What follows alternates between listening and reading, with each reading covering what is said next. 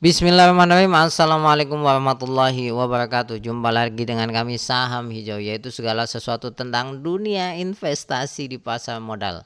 Pada kesempatan kali ini saya akan menjawab beberapa pertanyaan via Japri yang bertanya kenapa Danantara merontokkan pasar saham. Ini versi kami, versi manusia dan rakyat biasa. Jadi kalau ada kesalahan mohon dikoreksi. Ini pasar modal ketika adanya isu Danantara mau muncul dan adanya pengumuman Danantara.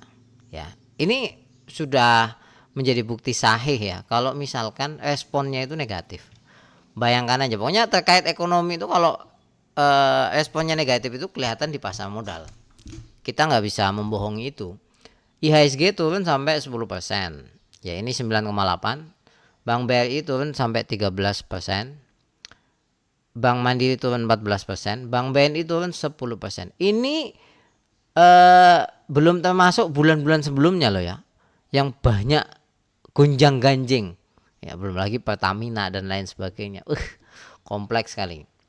Nah, sebelum lebih jauh jangan lupa untuk subscribe, like, dan komen. Dan kalau Anda ingin gabung ke premium kami atau privat dengan kami, bisa cek di link deskripsi, siapa tahu membantu. Saya akan jelaskan pelan-pelan.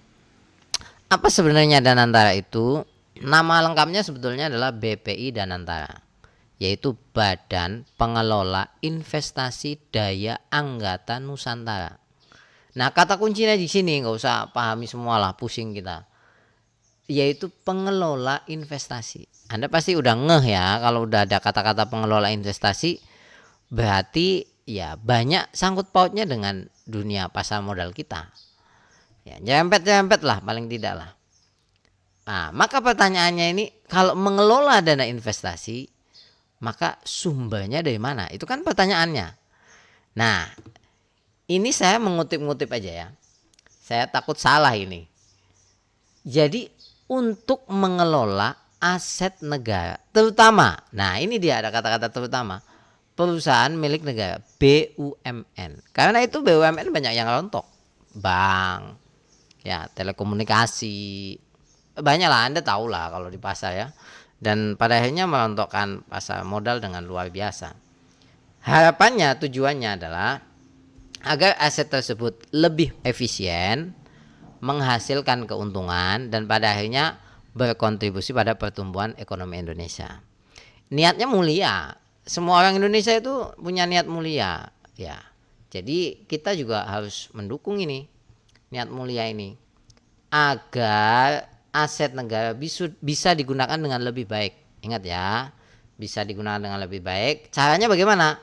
Dialokasi ke sektor-sektor penting. Nah, untuk membantu perekonomian dalam jangka panjang.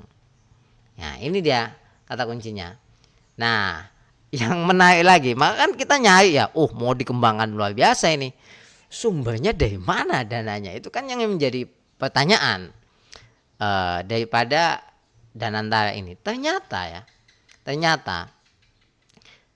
tahap awal setidaknya ini ya 7 BUMN jumbo. Nah, ini Anda bisa lihatlah saham-sahamnya. Pertama, ya, Bank Mandiri. Tadi udah saya jelaskan, Bank Mandiri rontoknya berapa? BRI, habis BRI itu. Ya, Pertamina aduh kena kasus lagi. Bank Negara Indonesia, udah kelihatan tuh. Telkom apa lagi? Jatuh. Main ID, Anda bisa lihat kayak Inco, ya, PTBA, wes gitu-gitulah.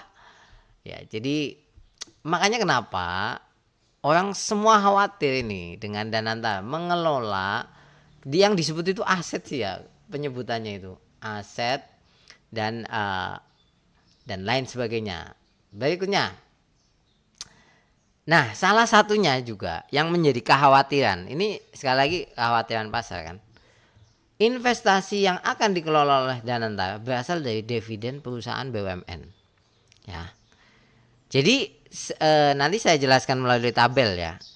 Ada sisi positif sebetulnya dari aspek ini apa? Kayaknya ya, perusahaan BUMN akan banyak mengeluarkan dividen untuk masuk ke Danantara.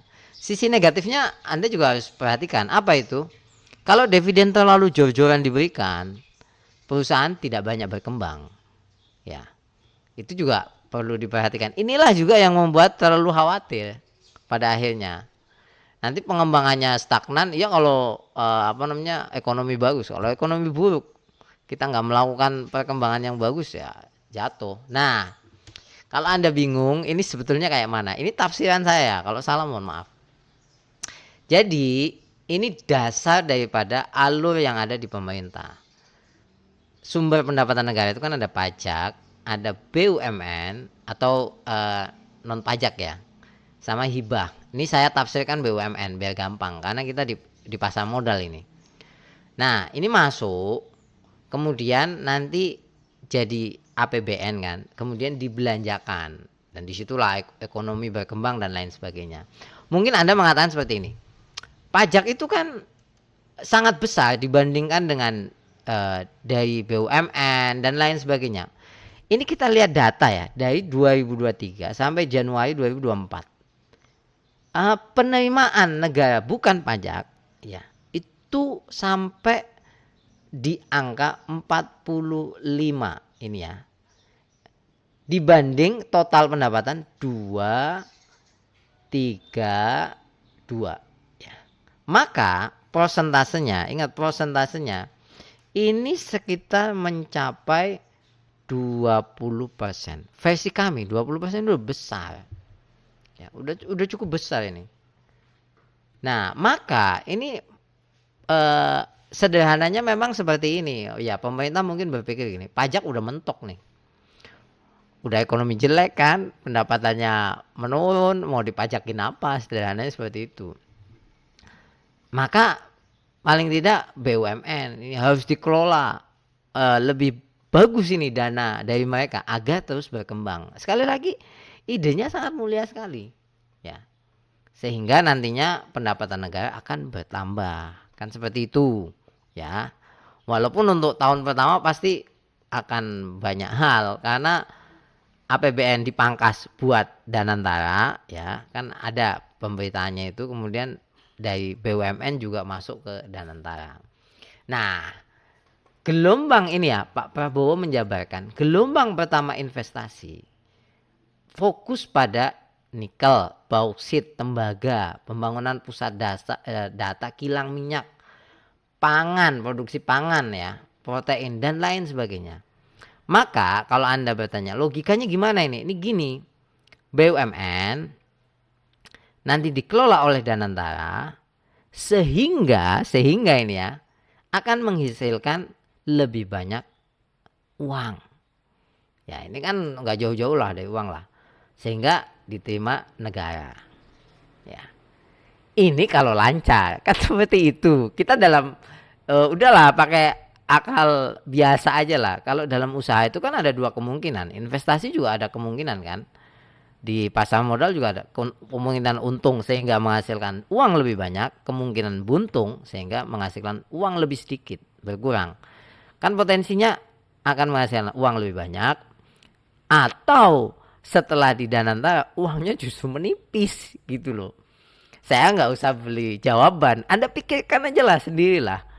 Pengelolaan uang di Indonesia menghasilkan uang lebih banyak atau lebih sedikit, udah gitu aja ya. Nah ini menjadi kekhawatiran yang ada di pasar modal. Maka pertanyaan lebih jauh adalah siapa orang yang ada di balik Danantara ini sehingga bisa menghasilkan uang lebih banyak. Itu kan pertanyaan paling mendasar daripada adanya program ini. Kalau orang-orang ini hebat, canggih, otomatis lah kita optimis gitu. Tapi kalau enggak pesimis. Dan kalau pasar sih responnya pesimis ya. Nah, emang siapa aja yang ada di Danantara ini? Ini saya ambil dari Antara ya. Pertama, ini ada Pak Rosan, ada Pak Doni, ada Pak Pandu. Ya, jadi kalau Anda melihat struktur ini, aduh, ya Anda nilai sendirilah. Ini double ini ya, double jabatan ini ya, regulator, operator ya. Kemudian ya gitulah pokoknya lah, saya nggak sebut satu-satu lah, udah Anda skip aja video ini slide yang satu ini ya. Nah tapi saya membaca milik Kompas saja. Apa sih yang menjadi kontroversi itu? Pertama, keponakan gabung Danantara. Peran Pak Luhut ini ya. Mantan presiden dan pimpinan ormas keagamaan diajak awasi Danantara. Ini Anda kalau paham nomor 2 ini ya, Anda pasti tahu ini maksudnya. Nanti kalau ada apa-apa, loh Anda kan ada di dalamnya gitu, ya kan? Mungkin loh ya, sekali lagi ini mungkin loh ya. Kemudian dana hasil efisiensi anggaran disalurkan untuk Danantara. Nah ini dana hasil efisiensi. Jadi anggaran dimampetin untuk dikembangkan. Ya bagus, pokoknya semuanya bagus ini. Nah ini juga kontroversi yang luar biasa. Danantara disebut tidak bisa diperiksa KPK dan BPK. Ya ini sorotan tapi ya, ini dugaan dikemukakan oleh ekonom. Ini empat ini jadi sisi kontroversi. Banyak yang lain, saya hanya ngambil dari Kompas. Nah, resiko kekhawatiran ini yang paling membuat kita khawatir, terutama kita kan biasanya punya ya investasi di salah satu BUMN. Yang pertama adalah kalau Danantara ini justru menghasilkan dana yang lebih sedikit, misalnya investasinya gagal, belum berkembang, kita tidak bisa mengatakan langsung berkembang, nggak bisa. Nanti butuh 2 periode bisa jadi kan untuk membuat Danantara ini lebih berkembang. Itu bisa jadi kalau sedikit, maka pendapatan negara kan akan sedikit. Nah pertanyaannya, kalau pendapatan negara sedikit, apa yang akan terjadi?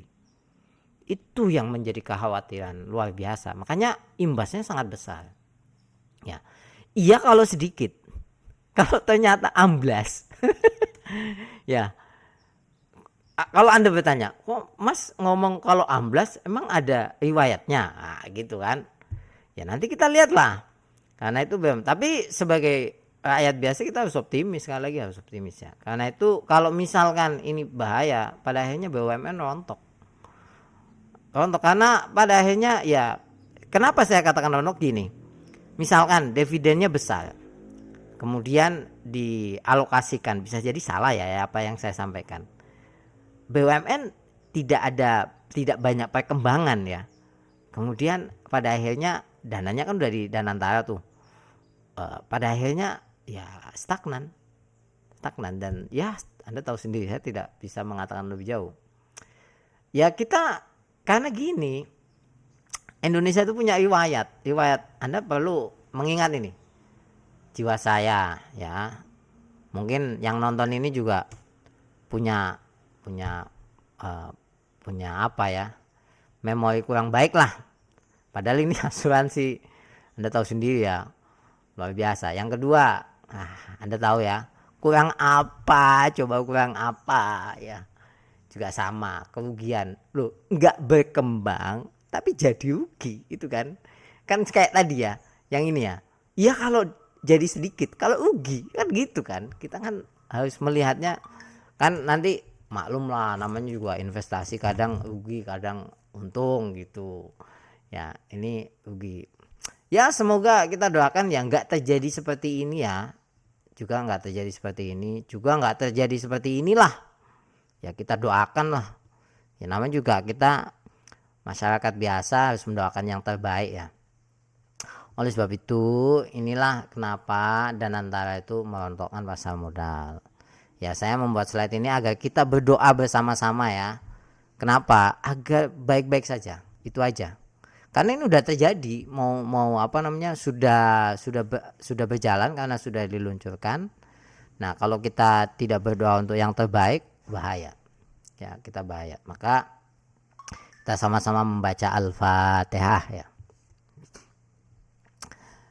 Baiklah teman-teman semuanya, kalau kita semuanya sudah berdoa, sudah kita mau apa lagi?